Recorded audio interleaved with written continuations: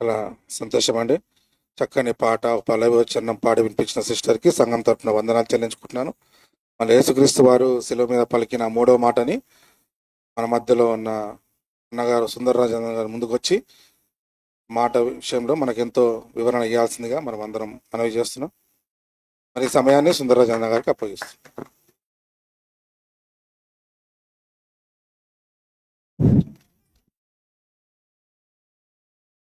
తలలు వంచితే ప్రార్థన చేసుకున్నాం. పరలోకమందు ఉన్న మా కన్న తండ్రి ప్రభా నాయన దయన తండ్రి, ఇదిగో తండ్రి ప్రభా ఈ దినమందు తండ్రి నాయన చక్కగా తండ్రి ప్రభా ఆదివారం దినమున తండ్రి నాయన ఇదిగో తండ్రి నీ పిల్లల చేత తండ్రి ప్రభా నీ కుమారుడు తండ్రి నాయన వేదనకరమైనటువంటి పరిస్థితిలో ఉండి కూడా తండ్రి నాయన మా అందరి నిమిత్తం తండ్రి నాయన ఇదిగో నాయన మాకు నేర్పినటువంటి తండ్రి ప్రభా తన యొక్క తండ్రి నాయన జ్ఞానాన్ని బట్టి తండ్రి నాయన మేము మరలా వాటిని ఆలోచింప చేసుకొని మా జీవితాలలో నెరవేర్చుకున్నటకు తండ్రి నాయన నువ్వు మాకు మంచి అవకాశాలను అనుగ్రహింపజేయమని వేడుకుంటూ నీవే మాకు తోడునిడగా ఉండి తండ్రి నాయన కొద్దిసేపు తండ్రి ప్రభా నాయన ఆ మాటల గురించి మాట్లాడుతుండగా తండ్రి ప్రభా నువ్వు మంచి జ్ఞానమును మాకు దయచేయమని క్రీస్తు నామమున ఈ ప్రార్థన అడుగుతున్నాము తండ్రి, ఆమేన్. కూడి వచ్చినట్టు సంఘాన్ని అందరికి కూడా మన ప్రభు అయినటువంటి యేసుక్రీస్తు వారి పేరిట వందనములు తెలియజేస్తున్నానండి. అలాగే తండ్రి ఈ అవకాశం ఇచ్చినటువంటి సంఘ పెద్దలకును అన్నగారికి ప్రభు అయిన పేరిట వందనములు తెలియజేస్తున్నాను. ప్రియులారా, మనము యేసుక్రీస్తు ప్రభువారు పలికినటువంటి మాటలలో మూడవది ఒకసారి బైబిల్లో నుండి చూసినట్టయితే యోహాను సువార్త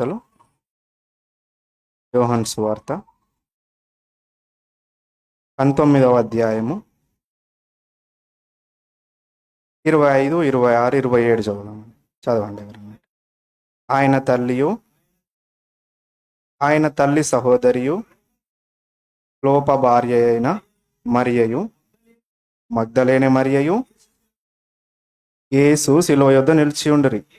యేసు తన తల్లియు తాను ప్రేమించిన శిష్యుడును దగ్గర నిలుచుండుట చూచి, అమ్మా ఇదిగో నీ కుమారుడు అని తన తల్లితో చెప్పెను.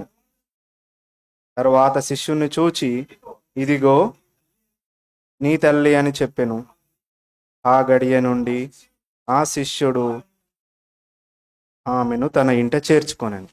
సందర్భము మనందరికీ తెలిసే ప్రియులారా, యేసుక్రీస్తు ప్రభువారు సిలువలో ఉన్నప్పుడు తనను ఈ భూమికి అన్న తండ్రి అయిన దేవుడు రప్పించాలనుకుని తన అనాది సంకల్పంలోనే ఏర్పాటు చేసుకున్నాడు యేసుక్రీస్తు ప్రభువారిని. అయితే ఎవరి గర్భమున రావాలన్నది నిర్ణయించినప్పుడు ఒక కన్యం అయినటువంటి స్త్రీ గర్భముననే తన కుమారుణ్ణి భూమిపైకి రప్పిస్తానని ప్రవక్తల నోట దేవుడు పలికించి ఉన్నాడు. ఆ విషయం మనందరికి కూడా సుపరిచితమే. అయితే ఆ మరియా యేసుక్రీస్తును కనడానికి దేవుడు ఎంచుకున్నాడు. అయితే మరి ఆమె జీవితంలో ఒక క్రీస్తు వారికి తల్లిగా ఉన్నటువంటి ఆ మరియమ్మ జీవితము ఏ విధంగా కొనసాగింది ఈ భూమిపైన ఉన్నటువంటి రోజులలో? వాళ్ళ తల్లి కుమారుడి బంధము ఏ విధంగా కొనసాగింది?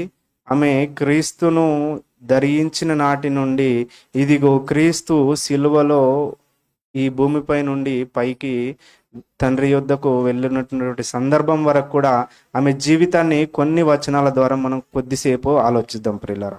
ఆ వచనాలను కనుక చూసినట్టయితే మొట్టమొదటగా మత్తయి సువార్త మొదటి అధ్యాయము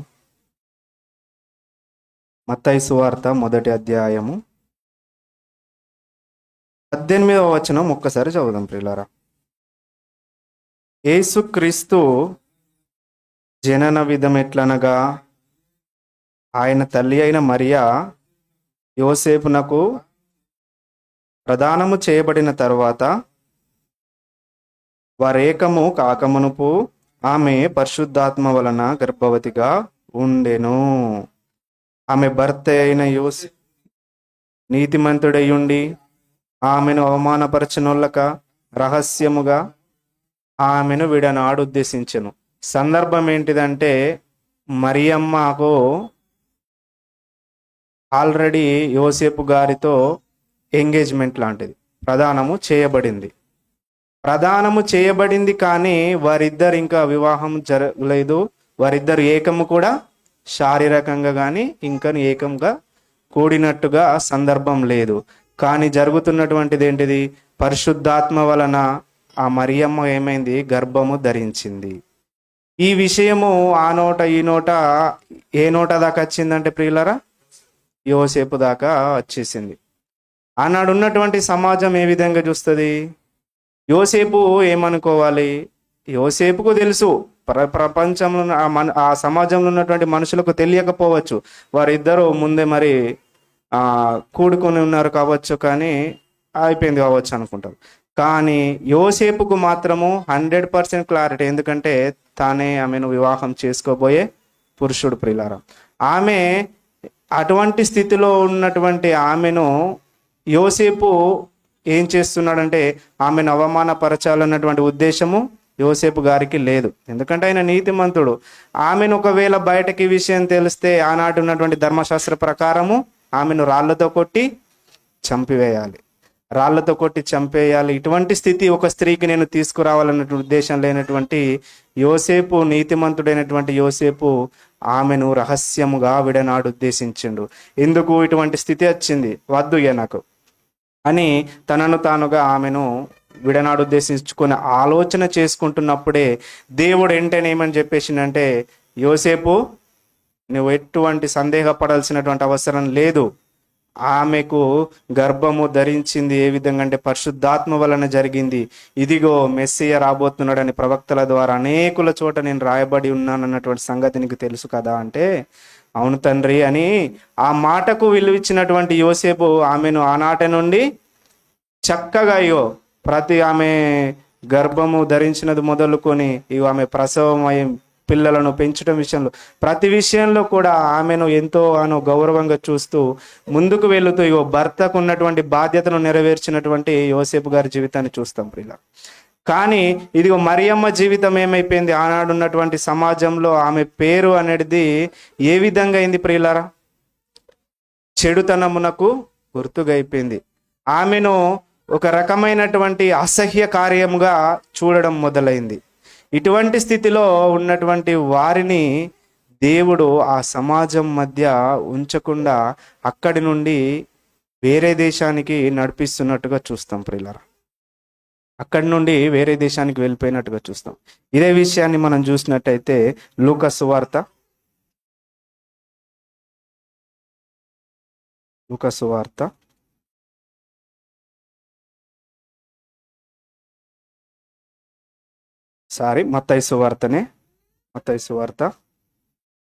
2వ అధ్యాయము 13వ వచనం. వారు వెళ్ళిన తరువాత ఇదిగో ప్రభువు దూత స్వప్నమందు యోసేపునకు ప్రత్యక్షమై, హేరోదు ఆ శిశువును సంహరింపవలెనని ఆయనను వెతుకబోచున్నాడు గనుక నీవు లేచి ఆ శిశువును ఆయన తల్లిని వెంటబెట్టుకొని ఐగుప్తునకు పారిపోయి నేను నీతో తెలియజెప్పు వరకు అక్కడనే ఉండమని అతనితో చెప్పెను. జరుగుతున్నటువంటి సందర్భం ఏంటిదంటే ప్రియులారా, ఇదిగో ప్రభువు దూత ప్రత్యక్షమైండు. ఆనాడు మరియమ్మ గర్భము ధరించిన తర్వాత ఉన్నటువంటి సందర్భం మనకు తెలుసు ఏంటిది? ఆమె ప్రసవం జరగాల్సినటువంటి సమయంలో ప్రసవం ఎక్కడ జరిగింది ప్రియులారా? ఆమెది తెలుసునా? అంటే లేఖనాల ప్రకారము యేసుక్రీస్తు ప్రభు వారు ఎక్కడ జన్మించాలి? అయ్యో బెత్లెహేమ, నువ్వు ఎంత మాత్రము తక్కువ దానవు కాదు, ఇదిగో నీలో నుండి నా కుమారుడు రాబోతున్నాడని లేఖనాల ద్వారా మనకు తెలియజెప్పిండు. ఆ ప్రకారముగానే బెత్లెహేములోనే యేసుక్రీస్తు ప్రభు వారు జన్మించిండు ప్రియులారా. జన్మించినటువంటి ఆయన అక్కడ ఉన్నటువంటి సమాజము వారిని ఇంటిన చేర్చుకోవడానికి సిద్ధముగా ఉందా అంటే లేదు. ఎందుకంటే ఆమె పాపాత్మురాలు, యూదుల దృష్టిలో పాపాత్మురాలు మరియమ్మ. ఎందుకంటే ఇదిగో భర్తతో సంబంధం లేకుండానే ఈమె ఆల్రెడీ గర్భవతి అయిందన్నటువంటి అపవాదు ఆల్రెడీ సమాజంలో వ్యాపించింది. వారిని ఇంటికి చేర్చుకోవడానికి ఎవరు కూడా ఇష్టంగా లేదు, వారికి కిరాయి ఇవ్వడానికి కూడా ఎవరు సిద్ధంగా లేరు. అటువంటి స్థితిలో ఇదిగో మనము ఎప్పుడైనా అని మన భార్యలు కానీ ఇంకెవరైనా సరే డెలివరీ విషయం ఉన్నప్పుడు ప్రభుత్వ ఆసుపత్రిలో డెలివరీ చేయించుకోనంటే వాళ్ళు ఇష్టపడతారు ప్రియులారా? వద్దు, ప్రభుత్వ ఆసుపత్రి వద్దు, అక్కడ సరైనటువంటి వసతులు ఉండవు అన్నది ఏంటిది వ్యాపించింది అది సమాజంలో. అటువంటి పరిస్థితులు కూడా చాలా చోట్ల ఉన్నాయి. కానీ ఇదిగో మంచి వైద్య సౌకర్యాలు ఉన్నటువంటి స్థలంలోనే నాకు డెలివరీ కావాలన్నటువంటి ఆలోచనతో ఉంటారు. కానీ మరియమ్మ ఎటువంటి స్థితిలో అయింది ప్రియులారా? ఆమె డెలివరీ ఎక్కడైంది? ఎవరికి కూడా ఇంటను చేర్చుకున్నటువంటి స్థితిలో డెలివరీ అయింది ప్రియులారా. అంటే ఆమె క్రీస్తు ఎప్పుడైతే ఆమె గర్భంలోనికి వచ్చిండో ఆమెకి ఏమి ప్రారంభమైనాయి? వేదనలు ప్రారంభమైనాయి, శ్రమలు ప్రారంభమైనాయి ప్రియులారా. ఆనాటి నుండి ఇగో ప్రసవమయ్యే పరిస్థితి కూడా చాలా దుర్భేరకమైనటువంటి పరిస్థితిలో ప్రసవమైంది. అలాంటి స్థితిలో ఉన్నటువంటి ఆమె ఆ క్రీస్తుని గురించినటువంటి ప్రతి విషయంలో కూడా బాధను అనుభవిస్తూనే మనకు కనబడింది ప్రియులారా. అయితే ఈ చదువుతున్నటువంటి సందర్భాలు జరుగుతూ కూడా ఇదిగో మరియమ్మ ఏ విషయంలో కూడా క్రీస్తును నిందించినట్టుగా కనబడతలేదు. ఆమె బాలుడిగా ఉన్న నాటి నుండి కూడా నీవు నా గర్భమున ధరించిన నాటి నుండి నాకు వేదనలు ప్రారంభమైనట్టుగా ఎక్కడైనా చెప్పినటువంటి సందర్భాలు మనకు కనబడవు ప్రియులారా. కానీ ఇదిగో నేడున్నటువంటి కుమారుల విషయం కానీ ఇటు తల్లిదండ్రుల విషయం వచ్చినప్పుడు ప్రియులారా, కుమార్తెలను నిందించే తల్లిదండ్రులు కూడా మనకు సమాజంలో కనబడుతున్నారు. అలాగే తల్లిదండ్రులను నిర్లక్ష్యం చేస్తున్న వారు కూడా మనకు కనబడుతున్నారు పిల్లలు. ఈ రెండు విషయాలలో కూడా దేవుడు తన గ్రంథంలో చాలా సంక్షిప్తంగా మనకు ఆజ్ఞల రూపంలో పెట్టినట్టుగా చూస్తాం ప్రియులారా. ఎఫెసీయులకు రాసిన పత్రిక 6వ అధ్యాయము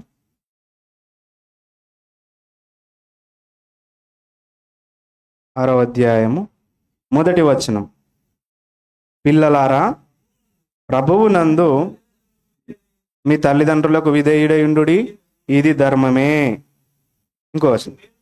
నీకు మేలు కలుగునట్లు నీ తండ్రిని నీ తల్లిని సన్మానింపుము, అప్పుడు నీవు భూమి మీద దీర్ఘాయుష్మంతుడవగుదువు. ఇది వాగ్దానము కూడిన ఆజ్ఞలలో మొదటిది. ఈ యొక్క ఆజ్ఞలను తెలుసుకున్నటువంటి యేసుక్రీస్తు ప్రభువారు తన తల్లిదండ్రులకు విధేయత కలిగి జీవించినట్టుగా మనం చూస్తాం ప్రియులారా.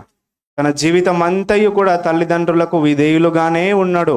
ఎక్కడ కూడా అవిధేయతను చూపెట్టినట్టుగా కనబడదు. కాబట్టి ఇదిగో యేసుక్రీస్తు ప్రభువారు శిలువ మీదికి వచ్చేటువంటి సందర్భంలో ఏ తల్లికైనా సరే ప్రియులారా, తన కుమారుడు చిన్నగా గాయపడితేనే తట్టుకోలేరు. అయ్యోయో ఏడదెబ్బ తాకింద్రని 1కి 10 సార్లు అతన్ని అడుగుతూనే ఉంటాం పడుకునే వరకు కూడా. నొస్తుందా ఏడైంది ఏమని.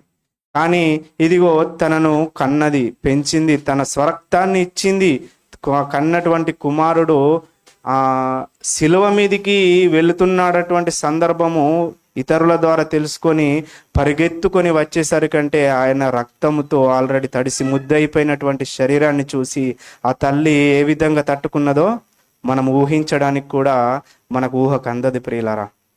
అటువంటి స్థితిలో ఒక సొమ్మసిల్లిపోయేటువంటి పరిస్థితికి వచ్చింది. తన హృదయంలోనికి ఇదిగో దేవుడు ఆనాడే చెప్పిండు, నీకు బాణము లాంటిది దిగుతుందని. అటువంటి స్థితిలోనికే మరియమ్మ వెళ్ళిపోయినట్టుగా చూస్తాం ప్రియులారా. కాబట్టి ఇది ఆ మరియమ్మ ఆ స్థితిలో ఉన్నప్పుడు ఆమె పడుతున్నటువంటి వేదనను, ఆమె పడుతున్నటువంటి బాధను ఎవరు చూశాడంటే ఆమె కుమారుడు చూశాడు ప్రియులారా. మనందరి రక్షకుడైనటువంటి యేసుక్రీస్తు ప్రభువారు, అయ్యో నా తల్లి ఒకటి మిగిలిపాయే, ఆమె చుట్టూ భర్త లేకపాయే, ఆమె కన్నటువంటి కుమారులు ఎవరు లేకపాయరి, ఆమె పరిస్థితి ఏం కావాలి? నా దగ్గరికి వచ్చేసింది. అప్పుడున్నటువంటి యేసుక్రీస్తు సిలువ వేస్తున్నాడు అన్నటువంటి సందర్భం వినగానే సంఘమంతయు కూడా చెదిరిపోయింది ప్రియులారా. శిష్యులందరూ కూడా ఎక్కడోళ్ళు అక్కడ వెళ్ళిపోయారు. ఆ బాధను చూస్తే కంటే ఈయన అందరినీ రక్షిస్తాడని అనుకుంటే ఈయననే సిలువనికి పరిస్థితికి వచ్చిందంటే ఈయనను వెంబడిస్తున్నటువంటి వాళ్ళ పరిస్థితి అంతా కూడా ఘోరమైపోయింది అన్నటువంటి నానుడి ఆ సమాజంలో వెళ్ళిపోయింది ప్రియులారా. పేతురు కూడా చివరికి వస్తే పారిపోయినటువంటి పరిస్థితి చూస్తున్నాం. ఎవ్వరు కూడా లేరు. కానీ ఒక అతను ఉన్నాడు, తను ప్రేమించినటువంటి శిష్యుడు యోహాను ప్రియులారా. యోహాను మాత్రం పారిపోలేదు, అక్కడే ఉన్నాడు. తన తల్లి పక్కన నిలుచుండుట చూచిండు యేసుక్రీస్తు ప్రభువారు. ఆయన యేసుక్రీస్తు అంటే ఎంత ఇష్టమో అందుకోసం ఏమంటున్నాడు, తాను ప్రేమించినటువంటి శిష్యుడు యోహాను ఉన్నాడు. ఈమె యొక్క బాధ్యతను నేను నెరవేర్చాలి. ఈ యొక్క కన్న తండ్రి మనకి ఇచ్చినటువంటి ఆజ్ఞలలో మొదటిది, వాగ్దానము కూడినటువంటి ఆజ్ఞలో మొదటిది ఏంటిది? నీ తల్లిదండ్రులను నీవు సన్మానించాలి. ఆమెను నేను విడిచిపెట్టి వెళుతున్నాను. ఆమె పరిస్థితి ఏం కావాలి? ఆమెను ఈ యొక్క ముసలితనంలో నేను నిర్లక్ష్యం చేయడానికి లేదు. అలా చేస్తే నేను ఈ లేఖనాలను తండ్రి నా గురించి రాసినటువంటిది కూడా నెరవేర్చినట్టు కాదు. కాబట్టి ఇదిగో నేను దేవుణ్ణి ఈ చూపెట్టాల్సినటువంటి సందర్భం ఉంది. కాబట్టి ఇదిగో ఆమె ఎట్టి పరిస్థితుల్లో విడిచిపెట్టకూడదని ఇదిగో తల్లిగా ఆమెకు తను ప్రేమించినటువంటి శిష్యుడికి ఏమని చెప్తున్నాడు ప్రియులారా? ఇదిగో ఈమె నీ తల్లి, ఈమె నీ కుమారుడు అని వాళ్ళిద్దరికి కూడా ఏకం చేస్తున్నాడు ప్రియులారా. తల్లి కుమారుల బంధము నాతో తెగిపోవచ్చు, కానీ అమ్మా నీతో ఎప్పటికి ఉండిపోయేటువంటి సంబంధాన్ని నీకు కలిసిపోతున్నాను. ఈ విషయంలో నేను నీకంటే ముందుగా వెళుతున్నాను కాబట్టి నన్ను క్షమించు అన్నట్టుగానే మనకు కనబడుతుంది. నేను ఒకవేళ బ్రతికుంటే నీకు నేను చక్కగా కుమారుడు చేయాల్సినటువంటి ప్రతి కార్యాన్ని కూడా నేను నెరవేర్చేవాడిని. కానీ ఇదిగో పరలోకమందున్నటువంటి తండ్రి చిత్తం నెరవేర్చాలి కాబట్టి నేను ముందుగా వెళ్ళిపోతున్నాను. కాబట్టి నా బాధ్యతను నేను విడిచిపెట్టట్లేదు. నేను ప్రేమించినటువంటి శిష్యుడి అతనే నీ కుమారుడమ్మ ఈనాటి నుండి అని చెప్పగానే యేసుక్రీస్తు ఆజ్ఞకు లోబడినటువంటి యోహాను కూడా ఏమని చేసిన ప్రియులారా? తన ఇంట చేర్చుకొనెను. అయితే యేసుక్రీస్తు ప్రభువారు నెరవేర్చాల్సినటువంటి సందర్భాన్ని, తల్లిదండ్రుల పట్ల ఆయనకున్నటువంటి ఒక బాధ్యతని మనందరికీ చూపెడుతూ మనము కూడా ఇదిగో వెళ్ళిపోతున్నటువంటి ఆయనకే బాధ్యత గుర్తుంది ప్రియులారా. చనిపోతున్నటువంటి ఆయనకే బాధ్యత గుర్తుంది. ఇదిగో బ్రతుకున్నటువంటి మనకు ముందే మన కన్న తల్లిదండ్రులు ఉన్నారు ప్రియులారా. వారి విషయంలో కూడా మనం చక్కగా బాధ్యతలు నెరవేర్చాల్సినటువంటి అవసరత ఉన్నది. వారి ముసలితనంలో మనం చిన్ననాటి నుండి వారు మనల్ని పెంచారు, పోషించారు. ఈ స్థితిలో నిలవబడ్డామంటే దానికి మూల కారణం ఎవరు? మన కన్న తల్లిదండ్రులే. కాబట్టి వారి పట్ల ఇదిగో వారిని ప్రభువులోనికి నడిపిస్తూ మనందరం కూడా కుటుంబాలుగా చక్కగా దేవుణ్ణి ఆరాధించే వారిగా ఉండాలని మిమ్మల్ని అందరినీ కూడా కోరుకుంటూ ఈ చిన్న మాటల్ని ముగిస్తున్నానండి. అందరికీ వందనాలు.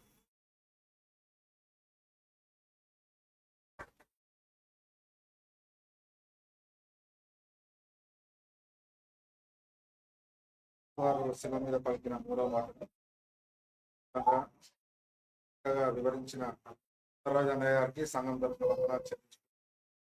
నిజంగా యేసుక్రీస్తు వారు